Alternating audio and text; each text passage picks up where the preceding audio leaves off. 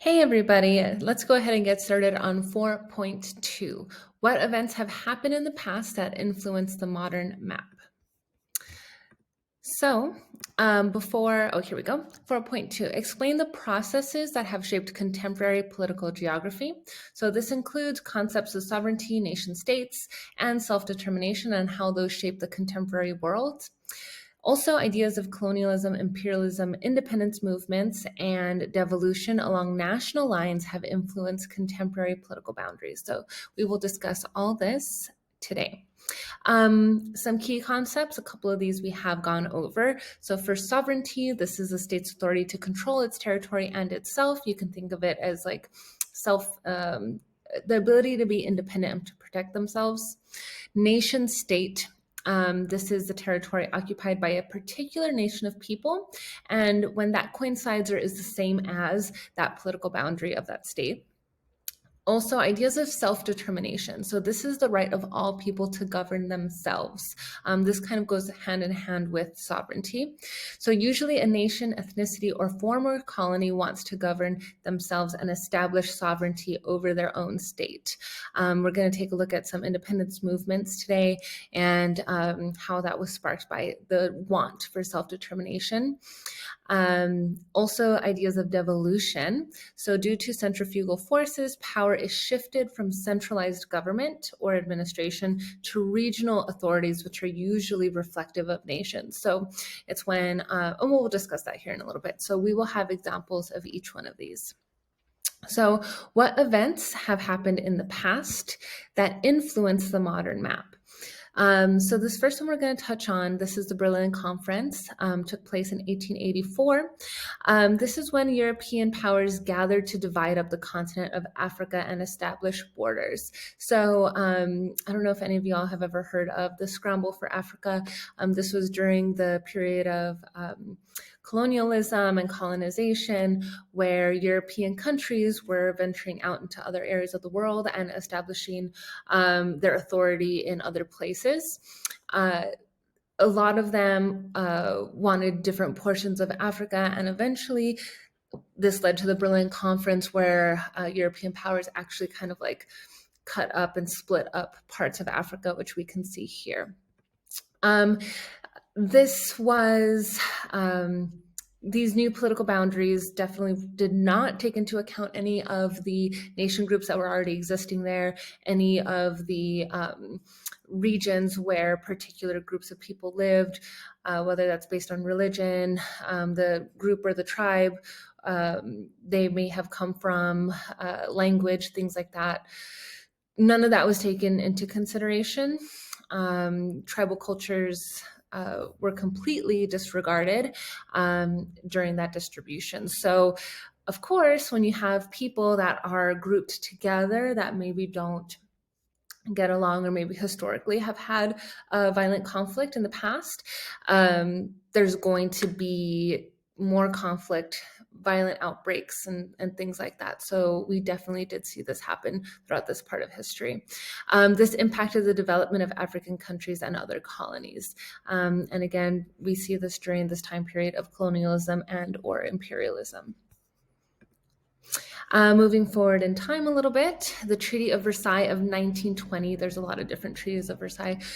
This particular one was after World War I. This redrew the political boundaries of Europe and much of Southwest Asia. So we see both here, Europe here, with those new political boundaries, and then Southwest Asia or Middle East is also synonymous. We see that here. So in this particular image, we have the before and after of World War I of those boundaries. So the German, Austro-Hungarian, and Ottoman empires were broken up and organized into individual states or individual countries with the intention of creating nation states. So this idea of trying to have those borders, those political borders, coincide with nation, with ideas of identity, of culture, taking into account those kinds of traits, that was the intention. Of course, that's difficult to do, right? So we'll see later on in history how that continued to break up further. So in some areas, it did work. In some areas, those political borders did coincide well with the cultural borders. However, in other areas like the Middle East, those borders continue to split up, and then we definitely see changes in the modern map from this map here. And then another example, the establishment of Israel. So this took place in 1948 after World War II. This was drawn by or decided by European powers. So Palestine, a former British colony, was established as the state of Israel after the Holocaust. So Palestine during this period, the British still had authority over that region, and therefore that was how that decision was made. Self-determination for Arabs across Palestine rose, and conflict has ebbed and flowed since the state was officially established. So I'm sure all of you all have heard at different points in time in the news, violent outbreaks that happen within Israel-Palestine. And that comes from that self-determination from the Palestinians wanting to have more authority over themselves, wanting to be able to have their own say, as opposed to being more so at the will of Israel, since Israel is the official state, right? Like being the official state definitely gives them more authority. So Palestinians in different ways have tried to establish their own self-determination. So Palestine is recognized as a stateless nation by many countries throughout the world, although not every country throughout the world. And finally, just kind of speaking in general on decolonization and independence movements, we saw a lot of these happening during the time period post-World War II, so from about 1945 to 1990.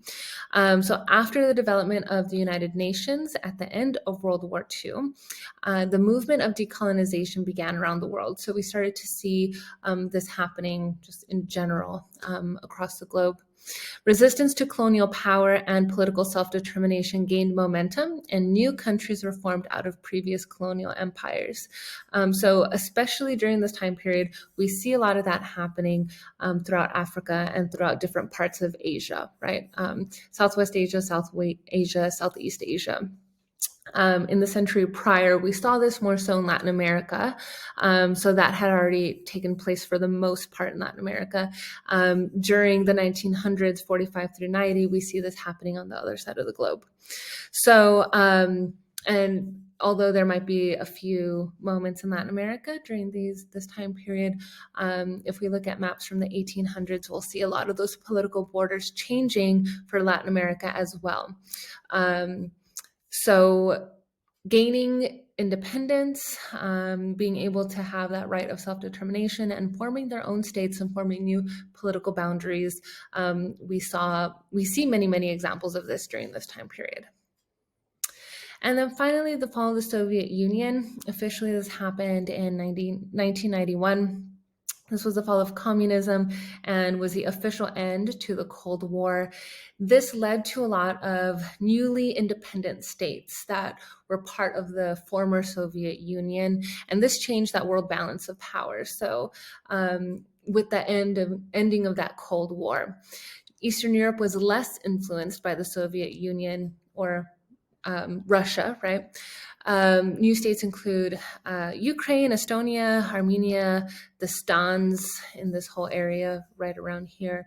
Of course, we do have Russia influencing some of these countries, but that's more so like political or economic influence, which happens, right, in a lot of different places. So even though some of these official ties were cut after 1991 and these places did form their own independent countries, we do still see a lot of influence.